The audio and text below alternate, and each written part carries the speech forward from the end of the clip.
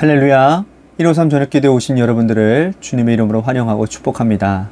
오늘도 귀하고 복된 이 저녁 시간 가운데 하나님께서 우리들 가운데 일하시고 또한 응답하시는 놀라운 은혜를 경험하는 귀한 저녁 시간이 되기를 간절히 소원하겠습니다. 이 시간 하나님께서 우리들에게 주신 말씀 보도록 합니다. 오늘 요한계시록 마지막 장이죠. 우리가 신약 말씀을 마태복음부터 우리들이 쭉 우리가 신약 성서 말씀을 우리들이 중간에 쭉 살펴보았죠. 우리가 지금 구약 성서를 우리가 매일 성경을 지금 우리들이 통독하고 있지 않습니까? 그래서 돌아오는 내일부터는 우리가 마태복음 말씀으로 다시 신약을 시작을 해 보려고 합니다. 그래서 우리가 구약과 신약 이렇게 그래서 우리 올해 한 해는 우리가 어떻게 보면 신약 통독을 2번 하는 것이고요. 또 구약은 한 번 통독, 그러니까 성경 한 번 하고 절반을 통독하는 그런 놀라운 은혜가 임하게 될 것 같습니다. 오늘 하나님께서 우리들에게 주신 말씀 요한계시록 22장 마지막 장입니다. 20절과 21절 말씀 보도록 하겠습니다. 우리 같이 한 목소리로 다 함께 봉독하도록 하겠습니다. 시작. 이것들을 증언하시는 이가 이르시되 내가 진실로 속히 오리라 하시거늘 아멘. 주 예수여 오시옵소서. 주 예수의 은혜가 모든 자들에게 있을지어다. 아멘.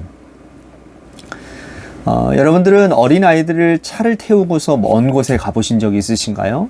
가족여행을 하면 아이들이 이렇게 먼 곳에 이렇게 가면서 태우지 않습니까? 그럴 때 여러분 어린아이들이 항상 변함없이 하는 질문이 있는데 여러분 기억나세요? 그것은 바로 다 왔어요? 언제 도착해요? 얼마나 남았어요?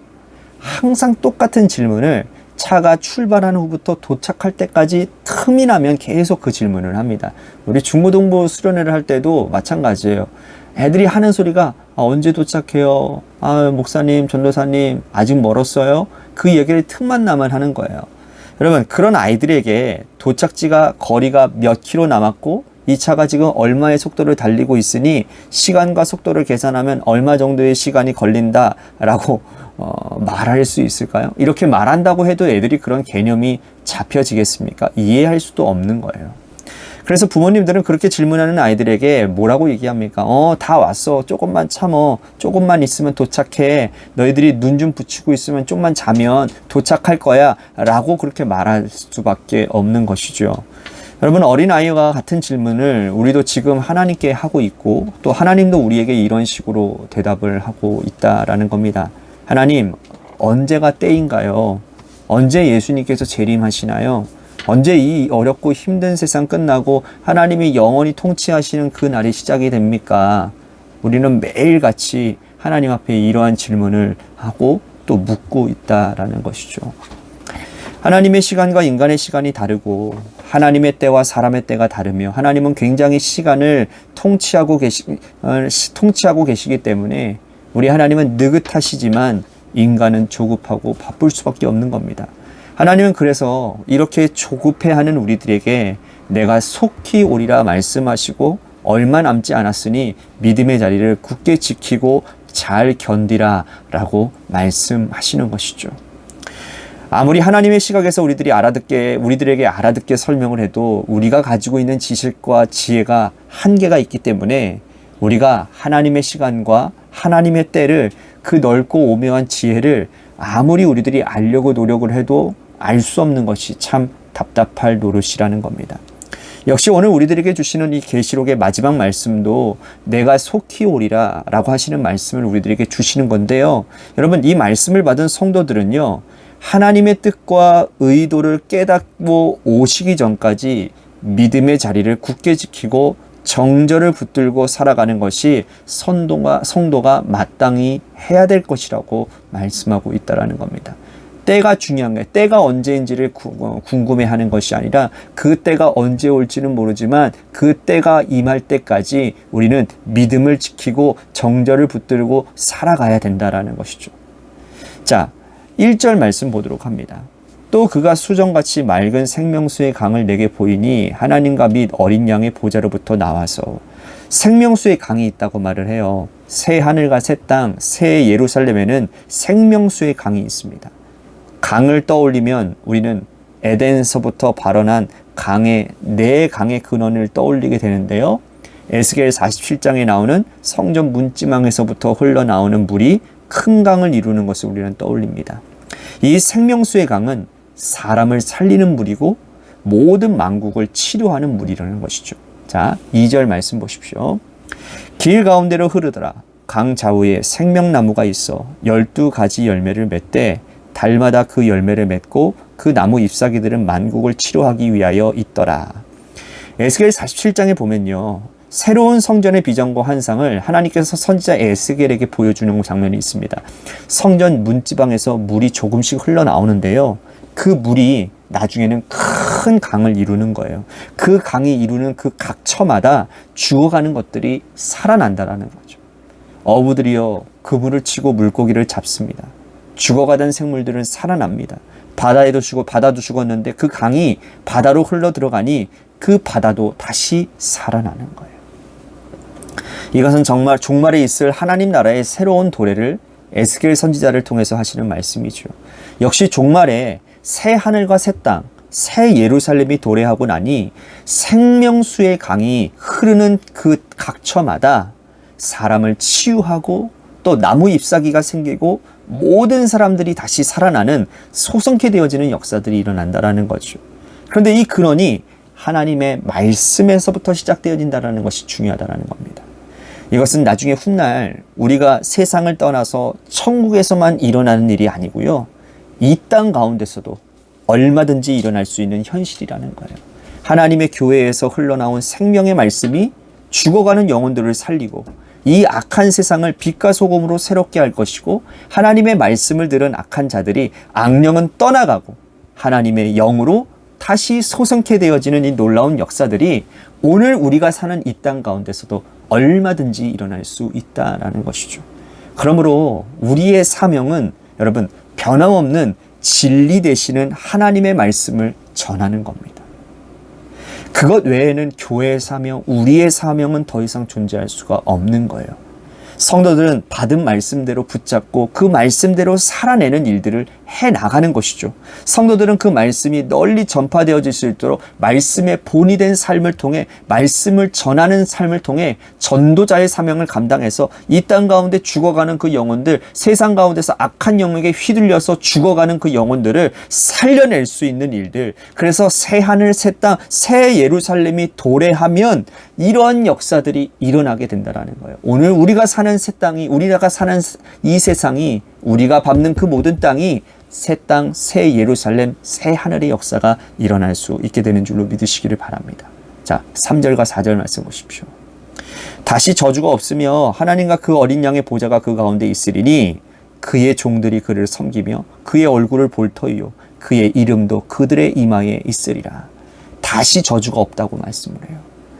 여러분, 이제 하나님의 얼굴을 직접 대면하고 볼 것이라고 얘기를 합니다. 기대되지 않습니까? 성도들은 이 땅에서 신앙생활하면서 하나님의 얼굴을 기대했어요.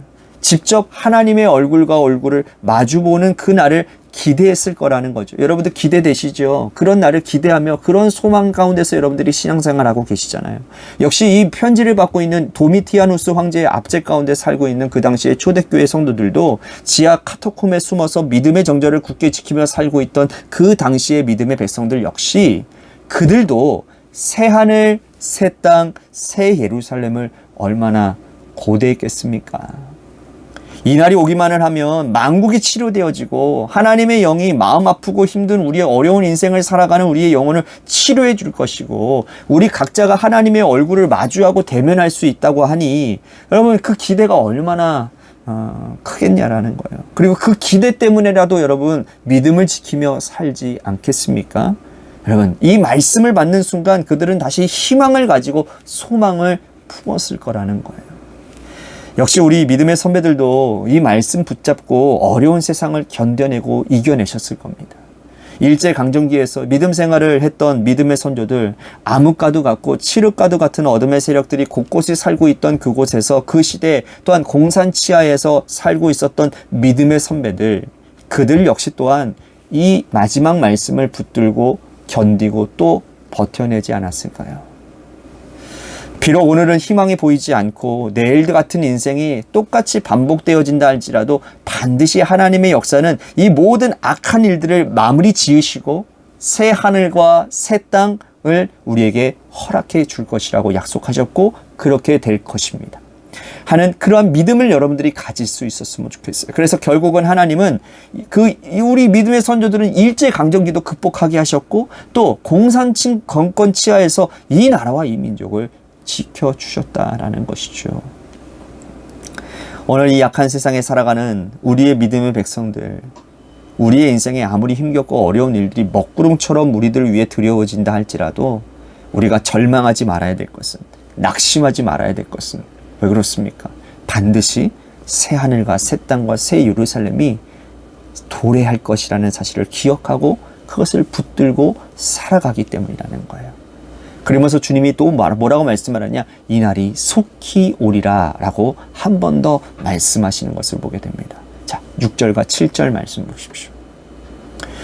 또 내가 그에게 말하기를 이 말은 신실하고 참된지라 주곧 선지자들의 영의 하나님이 그의 종들에게 반드시 속히 되어질 일을 보이시려고 그의 천사를 보내셨도다. 보라, 내가 속히 오리니 이 두루마리의 예언의 말씀을 지키는 자는 복이 있으리라 하더라.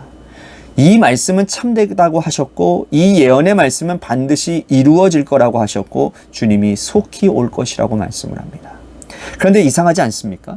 속히 와서 어둠 가운데 있는 자들을 예수님이 재림하셔서 이제 곧 끝낼 것이라고 말씀하셨는데 예수님이 승천하신 이후 2000년이 지나가도록 이 시점까지 주님은 아직 도래하지 않으셨다라는 겁니다. 재림하시지 않았다라는 거예요. 그러면 주님께서 속히 오신다라는 이 말씀이 틀린 말 아닙니까? 그렇지 않습니까? 왜냐하면 하나님께서 말씀하신 그 하나님의 시간과 우리의 시간이 여러분 다르기 때문에 우리는 이것에서 혼돈이 온다라는 거죠. 하나님의 시간과 인간의 시간이 다르고 하나님의 때와 사람의 때가 다르기 때문에 항상 우리는 하나님께 빨리 좀 속히 지금 즉시라고 말하는 것이고요. 하나님은 아무리 설명해도 알아들을 수 없는 우리들에게 그래 이제 조금만 기다려라 이제 곧 끝난다 내가 속히 올 것이다 이렇게 말씀할 수밖에 없는 것이요. 왜? 우리가 하나님의 그 높으신 지혜와 하나님의 때를 아무리 설명해도 우리들이 깨달을 만한 그런 지혜가 우리 가운데 없기 때문이라는 겁니다. 하나님이 재림을 하나님 당신의 아들 예수 그리스도의 재림을 지연시키시는 이유는 이 땅을 지금도 사랑하시기 때문이라는 거예요. 한 사람이라도 돌아오기를 이 땅 끝까지 복음 전파되기를 하나님은 기대하고 기다리시고 소망하시기 때문이라는 거예요. 노아 시절 120년 동안 기다리셨고 또 그 방주문이 닫히기 전 7일을 또 기다리셨던 그 사랑의 하나님, 사랑의 인내가 지금까지 계속되어지고 있고 계속 주님은 기다리고 계신다라는 거죠. 그래서 오늘 우리가 이 하나님의 마음을 깨닫고 예수님의 재림이 지연되어지는 이유를 충분히 깨달았다면 우리는 땅끝까지 복음 전하는 복음 전파의 사명을 잘 감당해야 될 것이라는 것입니다.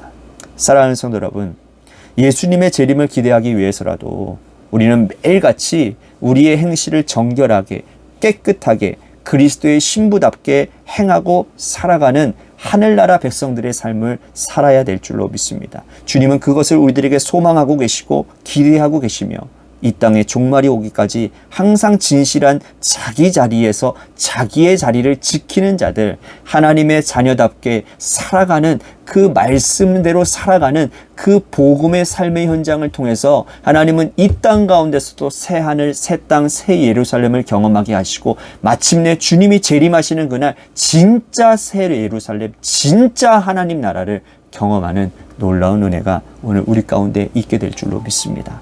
오늘 우리의 현실 가운데서도 천국을 맛보는 삶을 살게 하여 주시고 또한 주님이 그 오실 때 재림하실 때 그 천상에서 우리들이 하나님과 같이 예배하며 그 천국 생활을 맛볼 수 있는 그 기대가 그 소망이 우리 가운데 충만해질 수 있게 되기를 간절히 소망하는 마음으로 오늘 기도의 자리로 나아갔으면 좋겠습니다.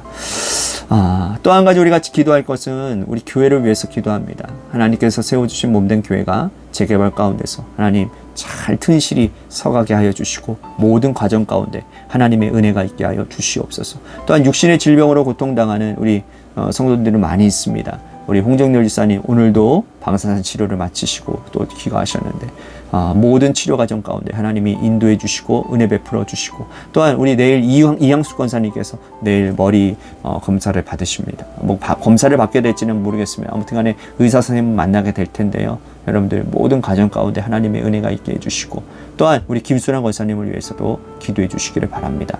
마지막으로 우리 고3 수험생인 이도현 학생과 한유진 학생을 위해서 기도해 주시고 마지막으로 여러분들의 삶의 자리와 여러분들의 자녀들을 위해서 기도하며 돌아가도록 하겠습니다. 노래 끝날 때까지 함께 기도하며 나아가겠습니다. 기도하시겠습니다.